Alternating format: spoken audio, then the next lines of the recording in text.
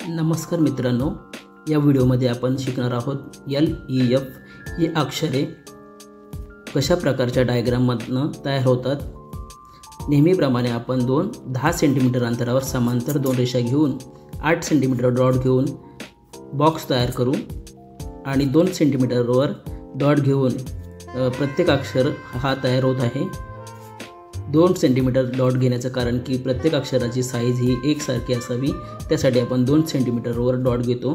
आणि मी दिलेल्या व्हिडिओप्रमाणे तुम्ही प्रत्येक व्हिडिओ हा फॉलो करा आणि त्याप्रमाणे सराव करा। आणि माझी ही मेथड जर तुम्हाला आवडत असेल तर प्लीज माझ्या चॅनलला सबस्क्राइब करा आणि माझ्या प्रत्येक व्हिडिओ बघून तुम्हाला या व्हिडिओबद्दल जर काय बोलायचं असेल तर कमेंट बॉक्समध्ये नक्की लिहून पाठवा।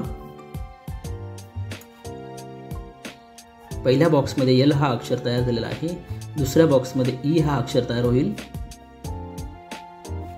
यापुढे आपण 3D अक्षरे, क्रिएटिव्ह अक्षरे कशा तयार होतात ते आपण पुढील व्हिडिओमध्ये बघणार आहोत। त्यासाठी तुम्ही माझा प्रत्येक व्हिडिओ बघा,